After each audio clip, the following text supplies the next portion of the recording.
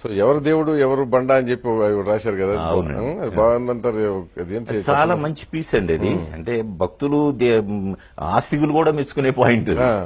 నాస్తికత్వంతో రాసింది కాదు, ప్రక్షాళన చేయడం అన్నదే దేవుడి లక్షణం అన్న దాని మీద. అంటే ప్రతిదానికి ఒక హేతు పద్ధతి ఉండాలన్న దానికి అదేదో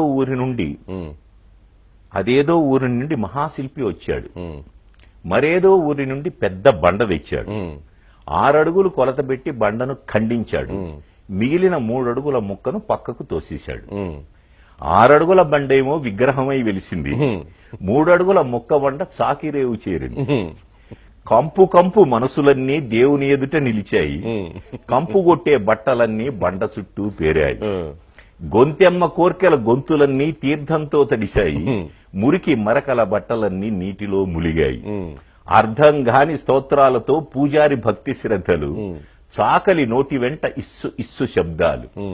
శఠగోపం పవిత్రంగా ప్రతి తలను తాకుతోంది, పవిత్రతకై ప్రతి బట్ట బండను బాదుతోంది. కడకు గుడి నుండి మనసులన్నీ కంపుతోనే వెళ్ళాయి, రేవు నుండి బట్టలన్నీ ఇంపుగా వెళ్ళాయి. గుడిలోని దేవుడా రేవులోని బండ, ఎవరు దేవుడు ఎవరు బండ? బాగుంది.